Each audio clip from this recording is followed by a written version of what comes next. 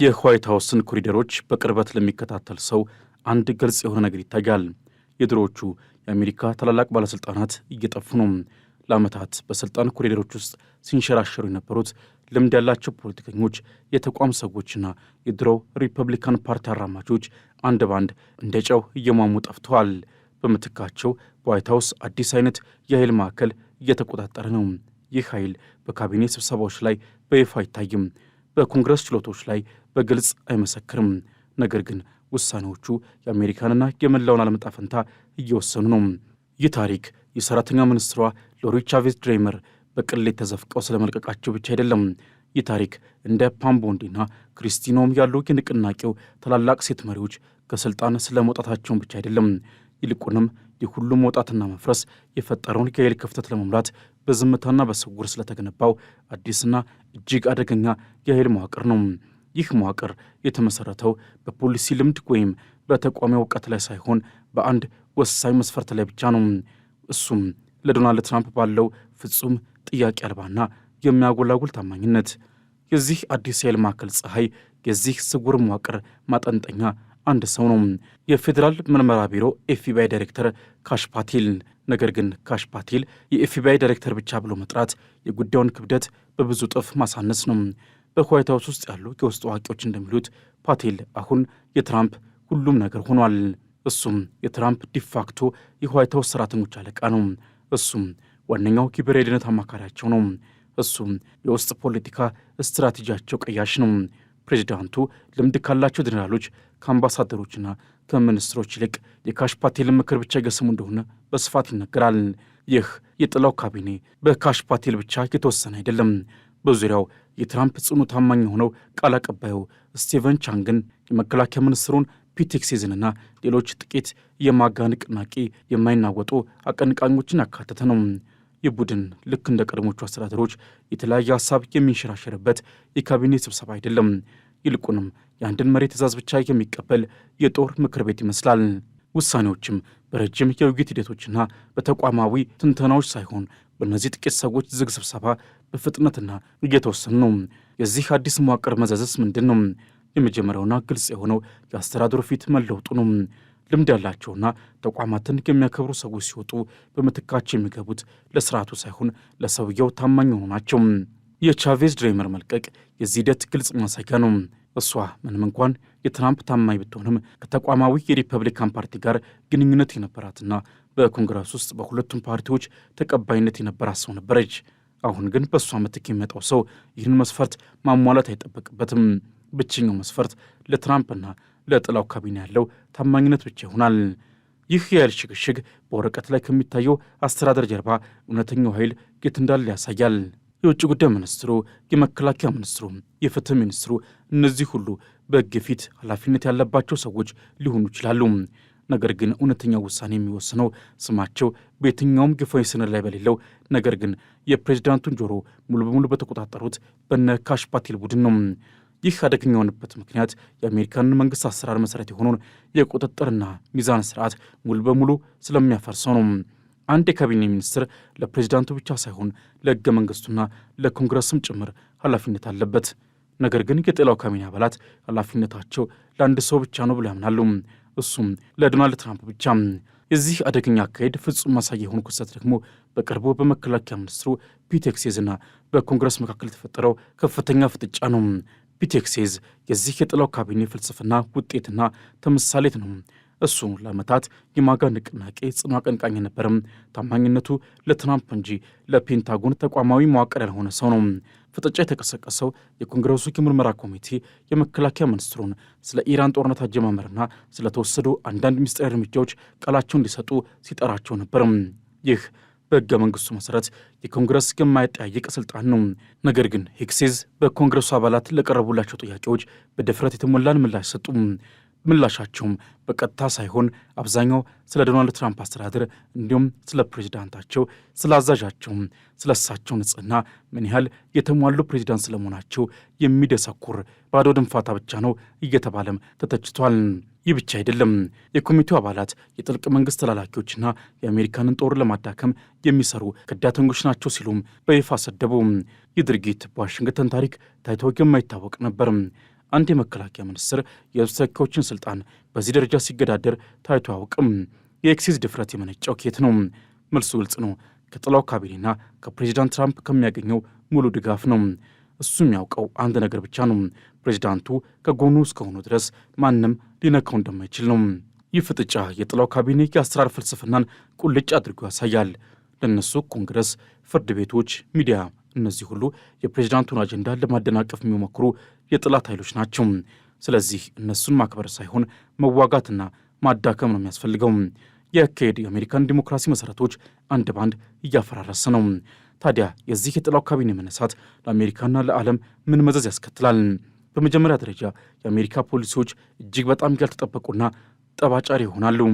ውሳኔዎች በረጅም ጊዜ ስትራቴጂካዊ ትንተና ላይ ሳይሆን በፕሬዚዳንቱ ስሜትና በጥላው ካቢኔ አባላት የርዕዮተ ዓለም ዝንባሌ ላይ ይመሰረታሉ። በተለይም በኢራንና በቻይና ላይ የሚወሰዱ እርምጃዎች በዲፕሎማሲ ሳይሆን በኃይል ላይ ያተኮሩ ይሆናሉ። የኤክሴዝ አይነት አስተሳሰብ በፔንታጎን ላይ ሲነግስም ወታደራዊ አማራጭ ሁልጊዜም የመጀመሪያው ምርጫ ይሆናል። ከዚያም የአሜሪካ የመንግሥት ተቋማት ይዳከማሉ።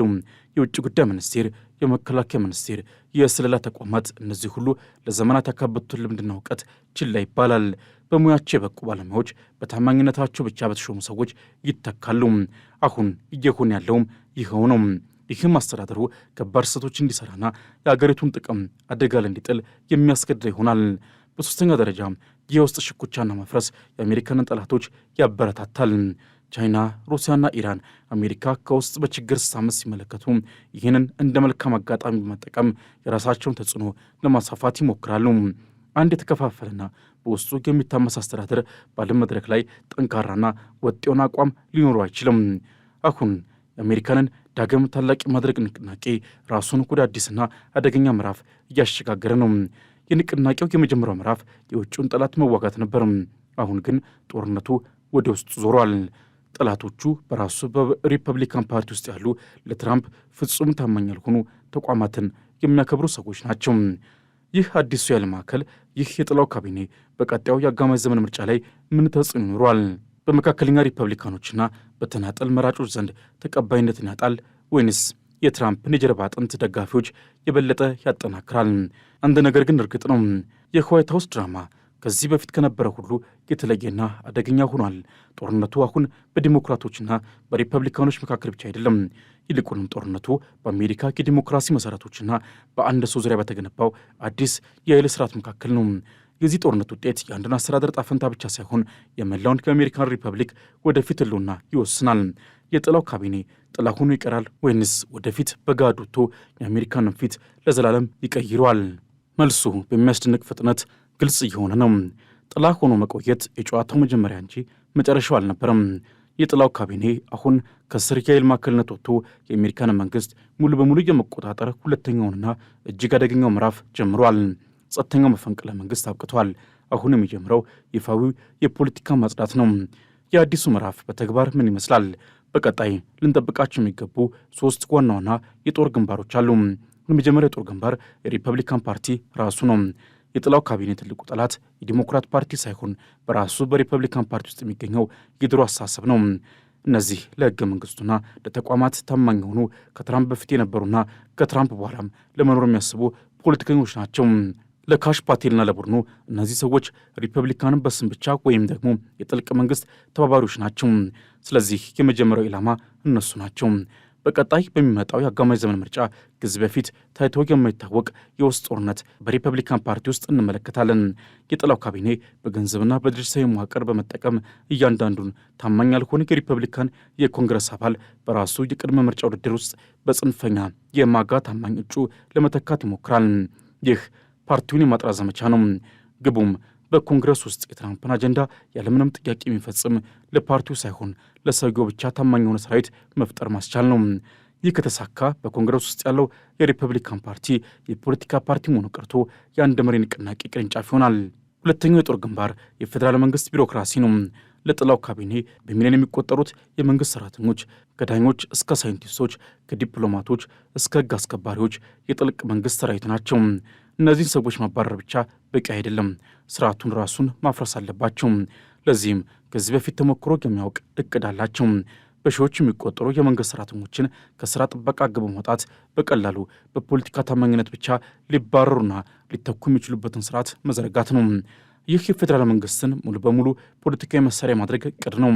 የኤፍቢአይ፣ የሲአይኤ፣ የውጭ ጉዳይ ሚኒስቴር ሁሉም ተቋማት በሙያቸው ሳይሆን በታማኝነታቸው ብቻ በተመረጡ ሰዎች ይሞላሉ።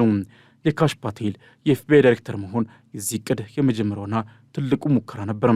አሁን ይህንን ሞዴል በመላው የመንግስት መዋቅር ለመድገም እየተንቀሳቀሱ ነው። ሶስተኛው የጦር ግንባር የዓለም መድረክ ነው። የውስጥ ትርምስና የኃይል ማዕከላዊነት የአሜሪካንን የውጭ ፖሊሲ ሙሉ በሙሉ ይለውጠዋል። በውጭ ጉዳይ ሚኒስቴር ውስጥ ያሉ የዘመናት ልምድ ያላቸው ዲፕሎማቶች ምክር ችላ ይባላል። ውሳኔዎች በረጅም ጊዜ የጂኦፖለቲካ ስሌት ሳይሆን በጥላው ካቢኔ አባላት ስሜትና የንግድ ጥቅም ላይ ተመስርተው ይወሰናሉ። ይህ ከኢራን ጋር የነበረውን ስስ የሰላም ሂደት ለአደጋ ያጋልጠዋል። ምክንያቱም የጥላው ካቢኔ በዲፕሎማሲ ሳይሆን በኃይል ብቻ ነው የሚያምነው። ከቻይና ጋር ያለው ፉክክርም ከኢኮኖሚያዊና ቴክኖሎጂያዊ ውድድርነት ወደ ግልጽ ወታደራዊ ፍጥጫ ሊሸጋገር ይችላል። የዓለም መሪዎችም ከአሁን በኋላ የተረጋጋና ሊተነበይ የሚችል ከአሜሪካ መንግስት ጋር ሳይሆን በማንኛውም ሰዓት ሊለወጥ ከሚችል በአንድ ሰው ስሜት ላይ ከተመሠረተ አስተዳደር ጋር መደራደር ይኖርባቸዋል። ይህ ዓለምን እጅግ አደገኛና ያልተረጋጋ ቦታ አድርገዋል። ታዲያ ይህንን የጥላው ካቢኔ መነሳት የሚቃወም ኃይል የለም። ኃይል አለ፣ ነገር ግን እሱም ስውር ነው። የድሮ አስተሳሰብ ሪፐብሊካኖችና ከስልጣን የተባረሩ ባለሙያዎች ዝም ብሎ አልተቀመጡም። እነሱም የራሳቸውን የመረጃ ጦርነት ከፍተዋል። ለጋዜጠኞች የሚለቀቱ መረጃዎችም የዚህ ጦርነት ዋነኛ መሳሪያዎች ናቸው። የካሽ ፓቴልን የአልኮል ቅሌት ያጋለጠው የአትላንቲክ መጽሔት ጽሑፍም ወይም በቅርቡ የወጣውና ቻይናን በሳይንቲስቶቹ መሳሪያ የከሰሰው የኤፍቢአይ ሰነድ የዚህ የውስጥ ጦርነት ውጤቶች ናቸው። ይህ በአሜሪካ መንግስት የሚካሄድ የእርስ በርስ የስለላ ጦርነት ነው። በአንድ በኩል ጥላው ካቢኔ ተቋማትን ለመቆጣጠር ይሞክራል። በሌላ በኩል ደግሞ በተቋማት ውስጥ ያለው የውስጥ ተቋሞች መረጃን እንደ ጦር መሳሪያ መጠቀም የጥላውን ካቢኔ ዕቅድ ለማጋለጥና ለማደናቀፍ ይሞክራሉ። በቀጣይ የምንጠብቀው የአሜሪካ የፖለቲካ ነፍስ ላይ የሚደረግ ጦርነት ነው። ይህ ጦርነት የሚካሄደው በምርጫ ሳጥን ውስጥ ብቻ አይደለም። በኮንግረስ ኮሪደሮች፣ በፍርድ ቤት አዳራሾች፣ በጋዜጣ ገጾችና ከሁሉም በላይ ደግሞ በመንግስት ተቋማት ውስጥ በሚገኙ ዝግ ቢሮዎች ውስጥ ነው።